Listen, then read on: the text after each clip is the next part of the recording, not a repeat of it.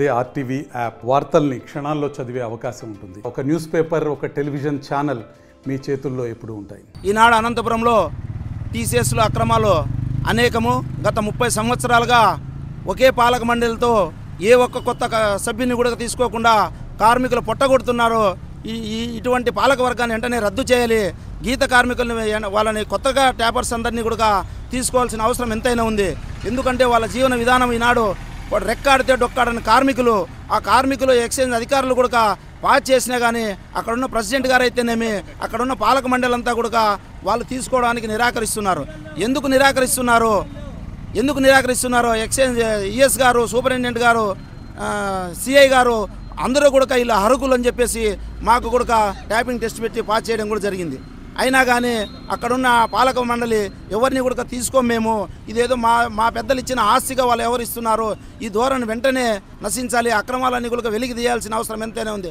ఈనాడు అనంతపురంలో ప్రతి సంవత్సరానికి 15 లక్షల రూపాయల తర్వాతన గుత్తేదారులకు ఇచ్చి ఇక్కడ కాంట్రాక్ట్ పద్ధతిలో జరుగుతున్న కళ్ళు వ్యాపారంలో కూడా అనేక అక్రమాలు జరుగుతున్నాయనేది మా దృష్టికి రావడం జరిగింది. ఇవన్నీ కూడా వెలికి తీయాల్సిన అవసరం ఎంతైనా ఉంది. ఈనాడు కార్మికులు ఎంతోమంది ఈనాడు రెక్కాడితే డొక్కాడని శ్రమజీవులు ఉన్నారు. వాళ్ళని ఎందుకు తీసుకోవడం లేదు? జీవితకాలం 30 సంవత్సరాల్లో ఏ ఒక్కరిని కూడా తీసుకున్న దాఖలాలు లేవు. వాళ్ళు ఏ ఒక్కరిని కూడా తీసుకోకుండా కేవలం వాళ్ళ కుటుంబ వర్గీయులకే ఆ సొసైటీ పరిమితమైంది. కానీ కొత్త వారికి ఎవరికి అవకాశం కల్పించలేదు. కనుక 30 సంవత్సరాలుగా కొత్త వారికి అవకాశం కల్పించాలి, కార్మికులను ఆదుకోవాలని చెప్పేసి ఈనాడు మేము కలెక్టరేట్ దగ్గర కళ్ళు సరఫరా చేస్తున్న వాహనాన్ని మేము ఆపడం జరిగింది. ప్రభుత్వ అధికారులు కానీ అందరూ స్పందించి వెంటనే కార్మికులకందరికీ న్యాయం చేయాల్సిన అవసరం ఎంతైనా ఉందని మీడియా మిత్రుల ద్వారా మీ అందరికీ తెలియజేస్తున్నా. గీత కార్మికులుగా అర్జీలు పెట్టుకొని ఇక్కడికి చేసుకున్నాం సార్, అప్లై చేసుకున్నాము. కానీ మాకు సిఐ గారు, సూపరింటెండెంట్ గారు మాకు కొద్దిగా సహకరిస్తున్నారు. కానీ మా కులస్తులే మాకు ఇబ్బందులు పెడుతున్నారు. మాకు జీవనాధారం వచ్చేసి గీత కార్మికుల కుల వృత్తితో మేము ఆధారపడి ఉన్నాం సార్.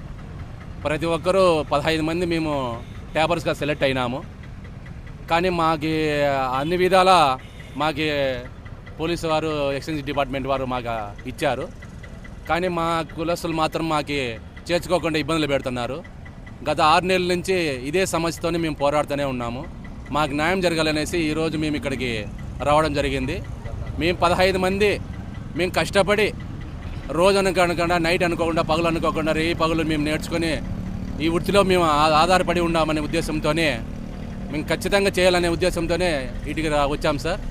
మాకు న్యాయం జరగాలనేసి ఇక్కడ పోరాడుతున్నాము. మాకు న్యాయం జరగటం లేదు. ఈరోజు న్యాయం జరగలేసి 6 నెలల నుంచి ఇదిగో వస్తున్నాం, అదిగో వస్తున్నాం, చేస్తామని చెప్తున్నారు. కానీ మాకు కాలయాపన చేస్తున్నారు తప్ప మాకు న్యాయం జరిగేదంటూ లేదు. ఈరోజు మా ప్రాణాలు ఒడ్డుకు పెట్టి ఇక్కడ కూర్చున్నాం సార్, రోడ్లపైన కూర్చున్నాము. మాకు న్యాయం జరగాలని మీ ద్వారా కోరుకుంటున్నాం. మరిన్ని వీడియోస్ కోసం ఛానల్ ని సబ్స్క్రైబ్ చేయండి. లేటెస్ట్ అప్డేట్స్ కోసం వాట్సాప్ ఛానల్ ని ఫాలో అవ్వండి. ఆ లింక్ డిస్క్రిప్షన్ లో ఉంది.